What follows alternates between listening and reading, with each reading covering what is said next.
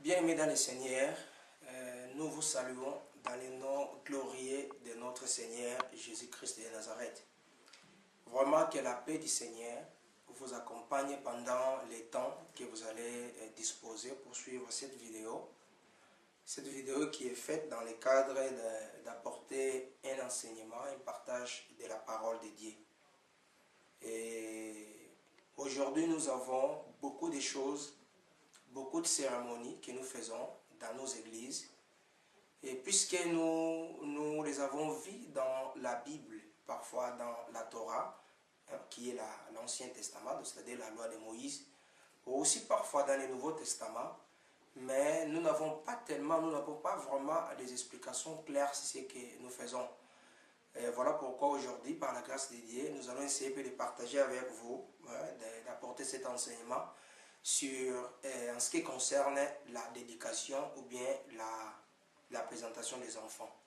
Et chaque fois que le Seigneur va nous donner de l'occasion, je crois que nous allons en faire autant. Et avant que nous puissions aller directement dans notre enseignement de ce jour, je vous demanderai, bien aimé dans le Seigneur, prenez votre Bible, ayez avec vous votre Bible, puisque si vous voulez méditer la parole de Dieu, il faut avoir la Bible. Et tous les versets que nous allons lire ici, comme ça vous pouvez vérifier avec votre propre Bible. Je vous invite à nous recueillir dans la prière avant de commencer notre enseignement. Seigneur notre Dieu, nous te bénissons pour ce temps que tu nous as accordé pour partager ta parole avec ton peuple. Parle-nous, touche-nous à travers cette parole, au nom de Jésus-Christ. Amen. Comme nous avons dit auparavant, nous voulons parler de la dédication, ou bien la présentation des enfants.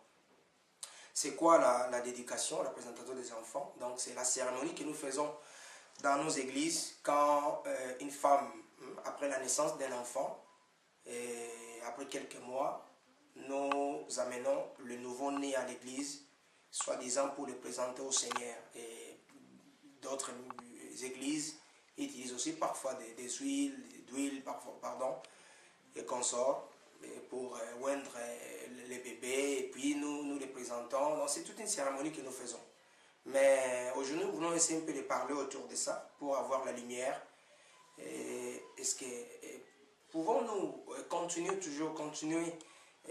pendant ce temps de la grâce à observer cette cérémonie de la présentation ou la dédication des enfants, comme nous faisons dans nos églises aujourd'hui? La Bible va nous répondre. Nous allons lire premièrement le livre de Luc chapitre 2 et nous prenons le verset 22 jusqu'au verset 24. Luc chapitre 2, verset 22 à 24, j'ai lu au nom de Jésus. La Bible dit ceci: quand la période de leur purification prit fin, conformément à la loi de Moïse. J'aimerais vraiment que vous puissiez souligner cet endroit, conformément à la loi de Moïse. Joseph et Marie l'amenèrent à Jérusalem pour le présenter au Seigneur. 23 suivant, ce qui est écrit dans la loi du Seigneur: tout mâle premier-né sera consacré au Seigneur. 24, et pour offrir en sacrifice un couple de tourterelles ou des jeunes pigeons, comme cela est prescrit dans la loi de Moïse. Et je crois généralement si nous observons jusqu'aujourd'hui cette cérémonie, ces rituels de dédication, présentation des enfants, moi je pense que nous nous basons sur ces chapitres. Et puisque nous avons vu notre Seigneur Jésus-Christ de Nazareth était dédié ou présenté au Seigneur, c'est pourquoi donc à partir de cette référence, nous faisons autant. Mais comme nous venons de lire, la Bible dit, quand nous lisons la Bible, nous devons la lire très bien. Et nous devons méditer très bien ce qui est écrit. Et cela nous amènera à la compréhension. Et ici, la Bible nous parle d'un élément très capital. La Bible dit que Jésus a été présenté au temple selon la loi de Moïse. Il faut vraiment retenir cela, que si Jésus-Christ était présenté au temple, comme l'Église aujourd'hui, cela était fait selon la loi de Moïse. Donc, c'était par recommandation de la loi de Moïse. La loi de Moïse exigeait qu'un enfant mâle premier-né soit présenté. Donc, notre Seigneur Jésus-Christ est présenté ici au temple selon la loi de Moïse. Et la question que nous devons nous poser, cette loi continue-t-elle jusqu'à aujourd'hui ou pas? Puisqu'il était présenté, le Seigneur était présenté selon la loi de Moïse. Est-ce que la loi de Moïse nous exige jusqu'à aujourd'hui à faire autant? Est-ce que cette loi est toujours en vigueur jusqu'à aujourd'hui? La Bible nous répondra. Prenons le livre de Romains, chapitre 10, verset 4. Romains, chapitre 10, verset 4, la Bible dit ceci. Car Christ est la fin de la loi pour ceux qui croient et reçoivent la justice. Ici, la Bible dit que Christ est la fin de la loi. Donc, c'est-à-dire que Christ avait mis fin à la loi. Donc, nous pouvons dire que Christ avait mis fin à la loi de Moïse. Mais peut-être vous allez vous poser la question. Est-ce qu'aujourd'hui, nous pouvons voler? Non. Est-ce que nous pouvons tuer? Non. Est-ce que nous devons commettre aujourd'hui l'impudicité? Non. Donc, quand nous parlons de la loi de Moïse, nous voulons essayer un peu de préciser. La loi de Moïse était divisée en 3 catégories, en 3 groupes. Premièrement, il y avait un ensemble de lois cérémonielles. Dans la loi cérémonielle, il y a toutes les cérémonies, il y a des rituels et des fêtes. Et après, le deuxième groupe, c'était des lois civiles. Des lois civiles, ce qui régissaient la société juive. Et à part les lois civiles, il y a en troisième catégorie des lois morales. Les lois morales jusqu'à aujourd'hui continuent toujours à exister. Les lois morales, c'est ce qui reflète la nature de Dieu. Les lois morales telles que vous ne tuerez pas, vous ne commettrez pas d'adultère, vous ne commettrez pas d'impudicité, vous n'aurez pas d'autres dieux devant Dieu. Donc, ça, ce sont l'ensemble des lois morales. Et la Bible nous parle ici que Jésus-Christ avait mis fin à la loi, notamment la loi cérémonielle, donc l'ensemble des lois cérémonielles. Et pourquoi Jésus avait mis fin à la loi cérémonielle? Parce que les lois cérémonielles préfiguraient Jésus-Christ. Alléluia. Et souvent, quand nous lisons, nous essayons un peu de balancer tous les versets bibliques. Quand nous lisons Matthieu, chapitre 5, verset 17, et là, la Bible nous parle ainsi. Souvent, quand nous lisons ces versets, ça nous complique. Mais ça ne fait pas nous compliquer puisque la Bible s'explique d'elle-même. Et quand vous lisez un verset, donc il y a l'explication de ces versets quelque part. La Bible dit ceci dans Matthieu chapitre 5, verset 17, nous allons lire. Et nous allons, la Bible elle-même va expliquer cela. La Bible dit ceci. Dans Matthieu chapitre 5, verset 17, Jésus dira ceci. Ne croyez pas que je sois venu pour abolir la loi ou les prophètes. Je suis venu non pour abolir, mais pour accomplir.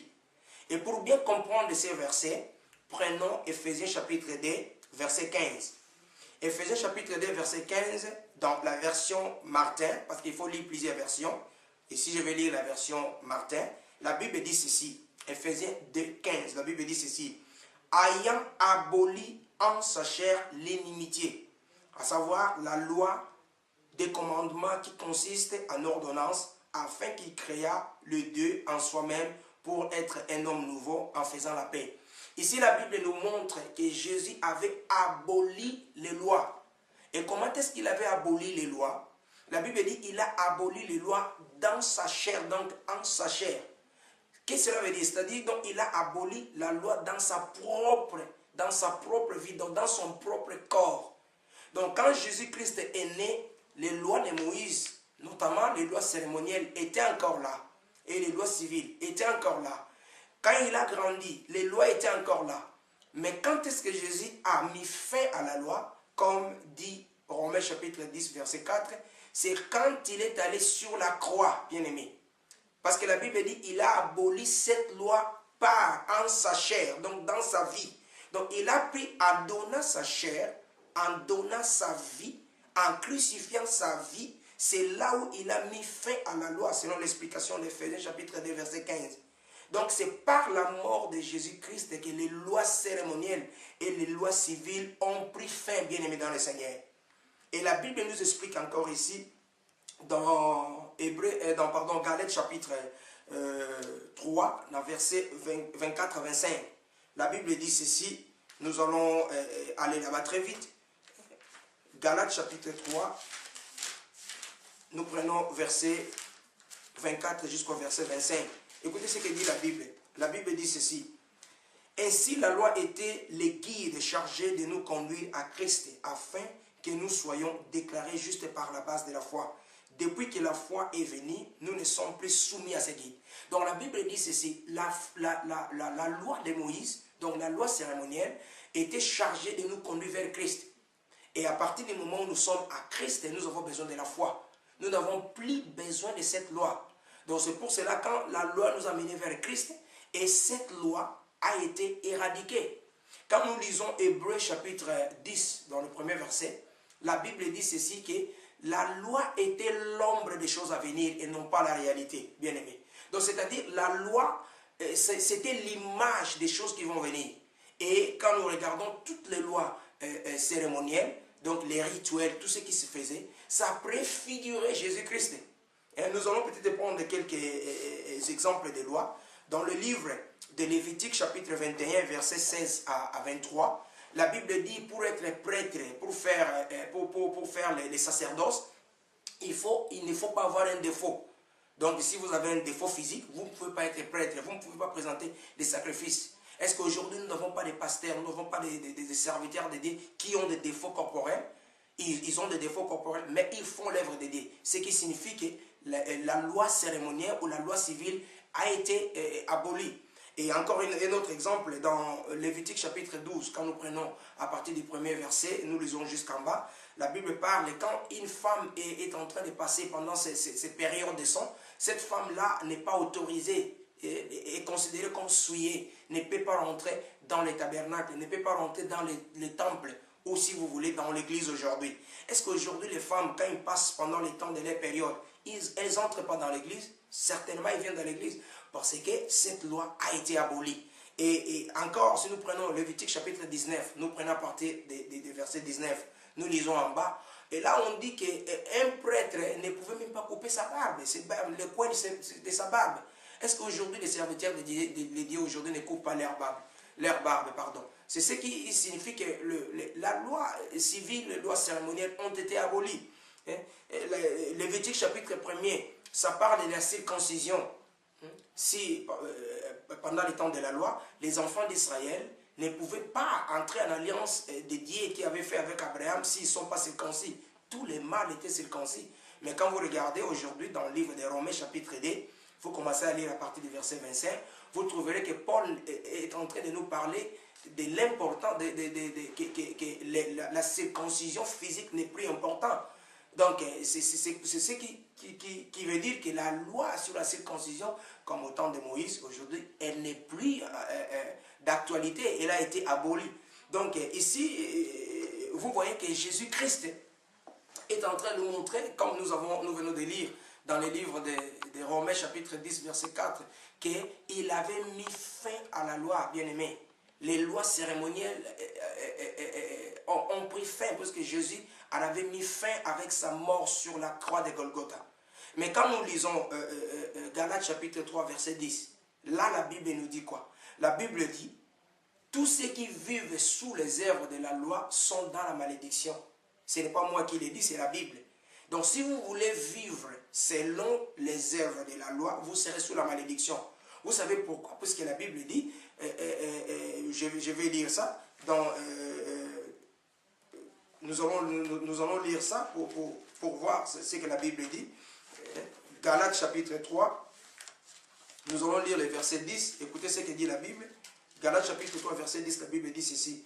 En effet, tous ceux qui dépendent des œuvres de la loi sont sous la malédiction. Car il est écrit, maudit soit tout homme qui ne reste pas fidèle à tout ce qui est écrit dans les livres de la loi pour accomplir.